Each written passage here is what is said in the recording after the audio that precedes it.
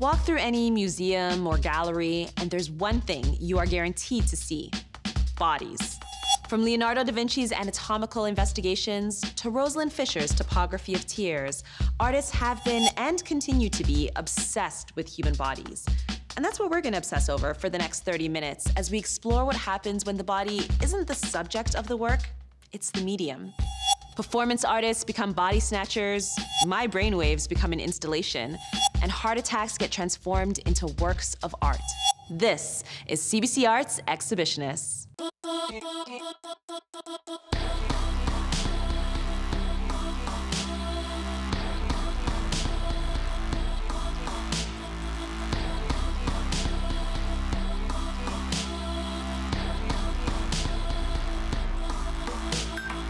Hi everyone, so I'm here in the backyard of the artist Radha Chaddah. I know it looks like I'm on the set of a sci-fi film ready to explore alien life.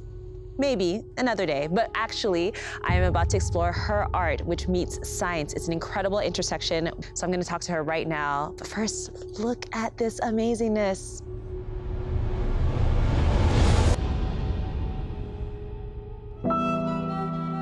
This looks amazing. It's incredible. I'm so curious about how you felt the first time you saw this go up. Moved, and this show is called Fabric of the Universe, and it's really about patterns of electromagnetic energy. And this kind of donut shape is the pattern of electromagnetism that surrounds the Earth. And I want people to be able to visualize this energy that we can't see.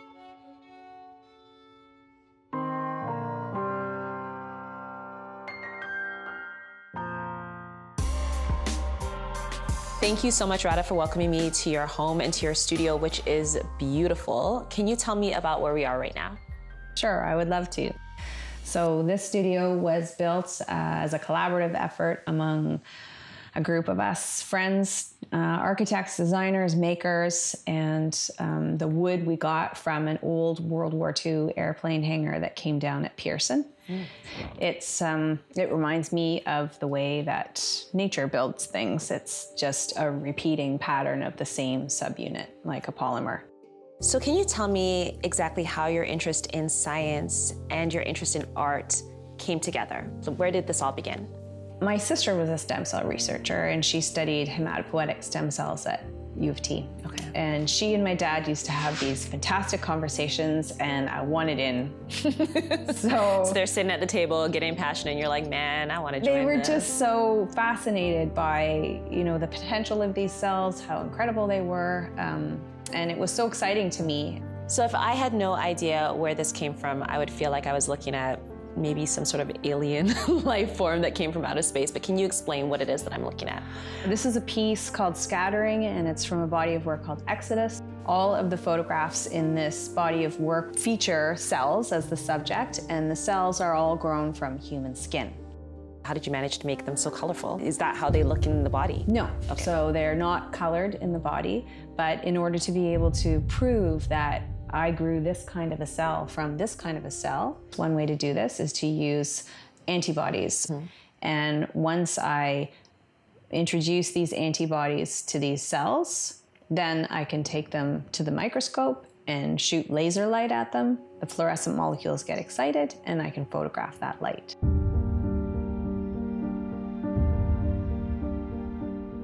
So you've been talking a lot with me about your work to do with cells, which is so fascinating.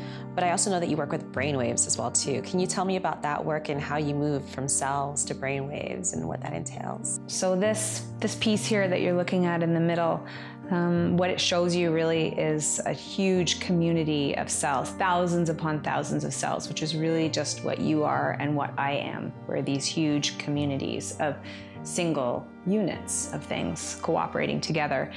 And so it's this kind of unseen reality that led me to explore other kinds of unseen energies. And that's what led me to create Redshift. So why don't we go take a look? I can't wait to see it. Let's do it. Okay. Yeah.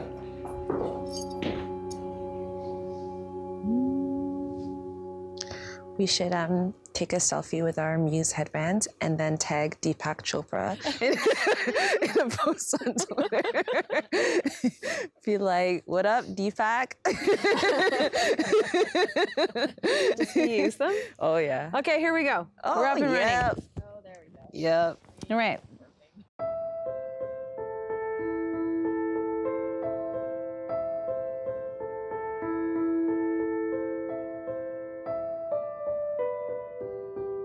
So in this specific pattern that you can see here, we have intermediate expression of gamma and delta. So this is kind of interesting because it suggests that it's the end of a long day and you're pretty sleepy, but you're really engaging with what you're seeing in a multimodal way.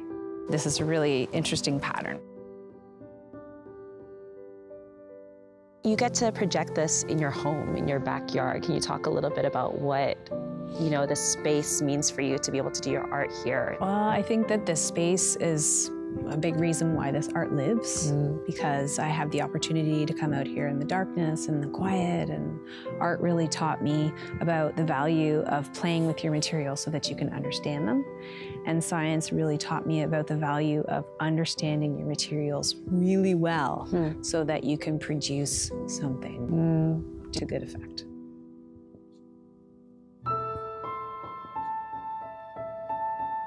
It's actually really beautiful to see the leaves in this light.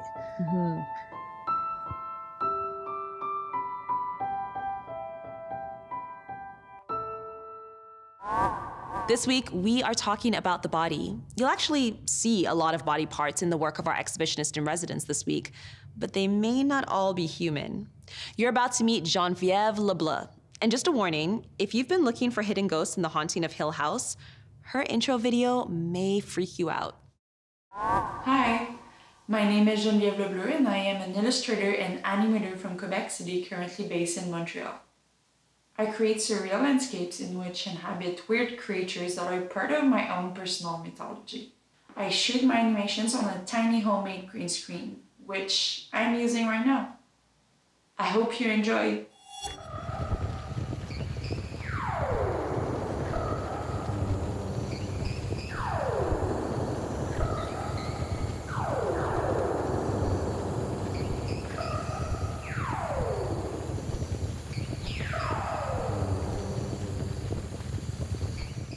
I started to dig deeper and find that like collecting things on Gretzky is more interesting with all the side story on all what he did not so great.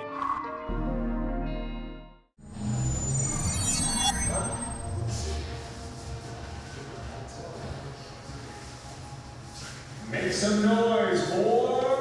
Roll right one, Wayne Gretzky!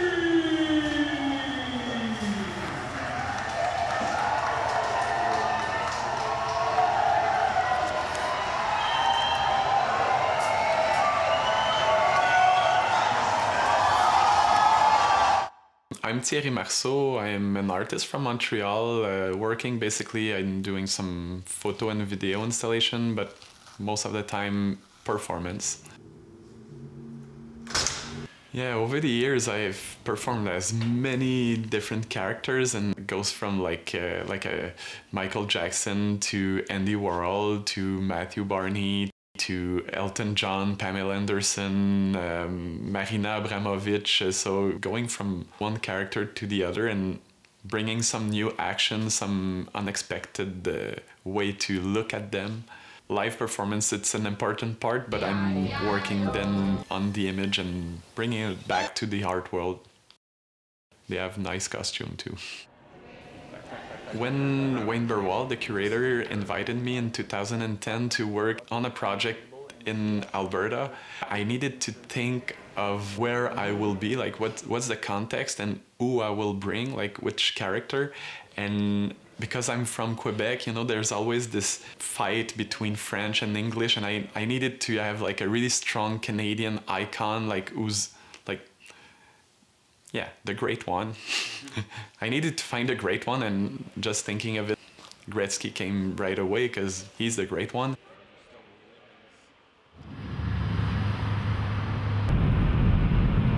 We bring back like this big Canadian icon to Alberta with the Oilers jersey and like all the oil issues and pipelines and everything. So it really means something else 30 years later.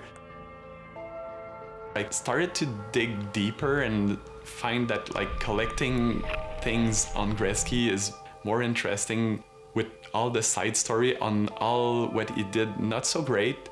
And when you Google Gretzky, you see like the image, like it's a sea of image, pretty weird ones. Like there's one, he's naked, covered with foam, and that was at one point like gave me the idea of bringing the bachelor party that we never saw.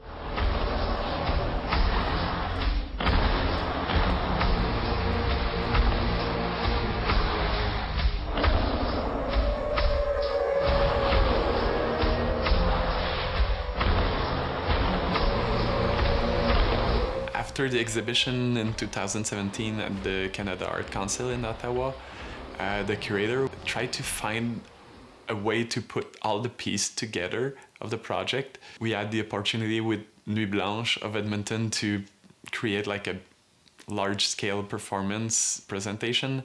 So doing it right on the ground where Gretzky was so famous and bring him back to the Edmonton community, that was the best way to end the project.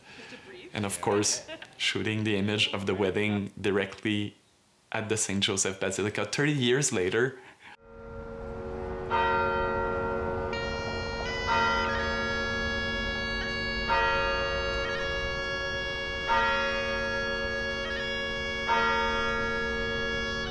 In the 80s, it was considered like the Canadian prince. You know, we had the Lady Di and Prince Charles wedding, and it was exactly the same scale here in Edmonton, and it was like really important for Edmonton, but it was Canada-wide. It represents like what we project as a Canadian, I think, worldwide, like good guys helping everybody, always nice and always cool and fine and doing straight stuff.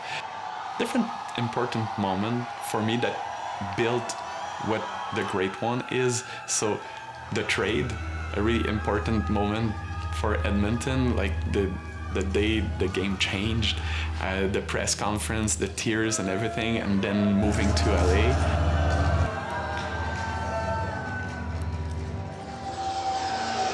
His injury, like broke his back and like almost made the end of his career, and yeah, the glory and the rise of his number, and so basically that's the parts that I work on. The idea is not to laugh about Gretzky, laugh about hockey fans, laugh about Edmonton at all. Like, it's just to ask question, why is it so important? Why is there so many effects on the everyday life of people even 30 years later? Why is he meaning so much to many people? I think they still live like something's missing. Even if Gretzky comes back to Edmonton in '88, he broke something, and like there's pieces all across the city, and like I'm trying to put pieces together, but yeah, something's broke.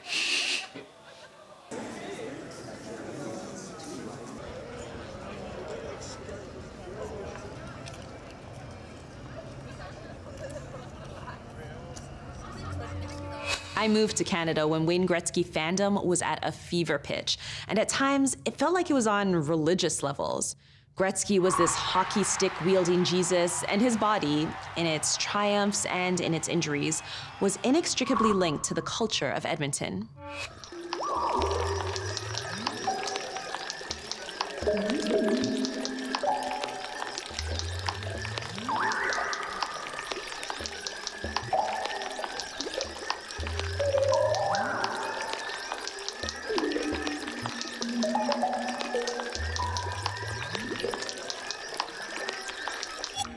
I'm Chinatown's trophy. I'm going to show you how I design my flash.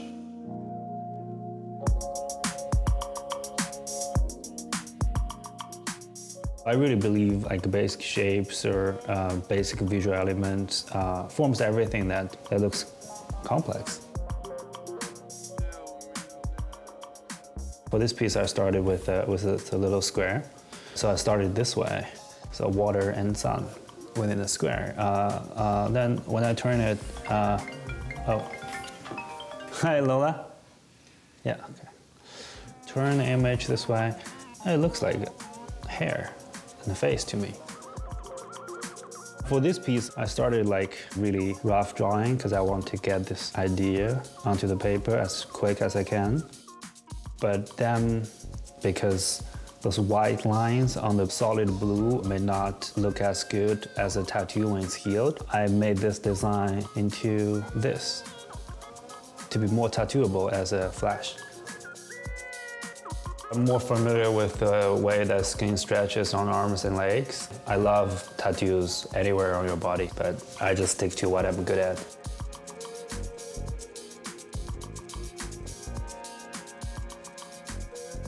Some people call it black work or contemporary tattooing. This tattoo community, a very specific community, has grown a lot. I constantly follow artists and find new artists to follow. Social media, it's just like a really convenient tool. It costs almost nothing, so it's more accessible for sure. It's been good to me. Coming up, this artist takes some of the scariest things that happen to our bodies and turns them into something beautiful. When I'm showing my art, people learn something, and then they can walk away from it seeing the human body perhaps in a different way than they did when they first walked into the room.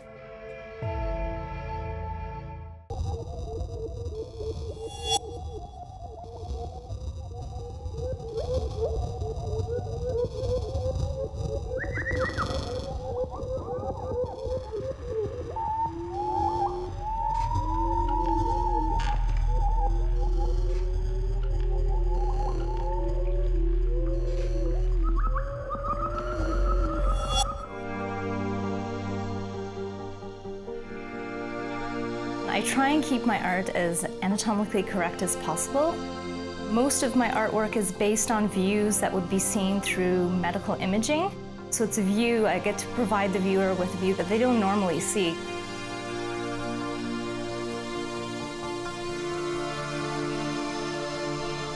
My name is Dorje, and I work at Peter Monk Cardiac Center as a physiotherapist assistant. One of the biggest challenges is the fact that anatomy is anatomy. A heart is a heart, a brain is a brain. We've evolved, but our basic anatomy hasn't changed much. So how do I take a heart, for instance, and display it in numerous different ways? So I think that's where my creativity comes in. I'm just always fascinated by how complex we are as human beings, how everything works together, and when one system gets out of balance, it throws the rest of the body out of balance. I think it's important for us to know about our bodies, how our bodies work. So if people are prepared and know more about their anatomy, when something happens, for instance, when they come into a hospital setting, then they're more prepared to, I think, to deal with anything that might happen during their stay. So that if they have a better understanding of their body, it can make recovery and healing and any type of stressors that much easier.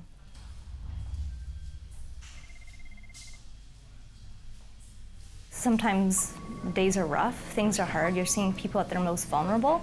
And I think it's almost a therapy for me to be able to create these images which display sometimes, which would be catastrophic events even, like strokes and things like that within my artwork. But at the same time, I'm making them as pretty as I can.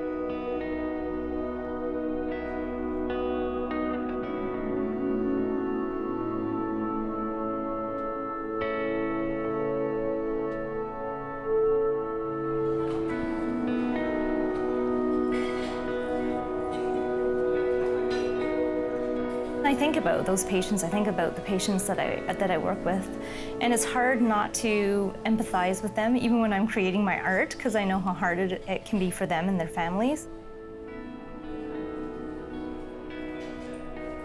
I feel a lot of things. Sometimes I feel just a sense of relief where I'm able to kind of get everything out.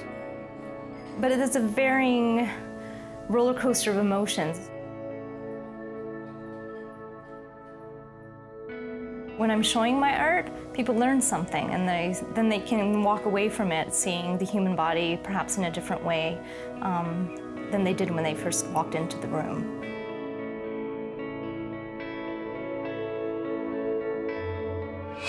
It must be a lot to carry when working with people who've gone through heart attacks and strokes. So it's beautiful that Tinley has found a way to translate these experiences into striking pieces of art. So we've seen the body in performance, we've brought the unseen parts of the body to light, and we've learned how to turn our bodies into a canvas. Man, we really bodied this episode.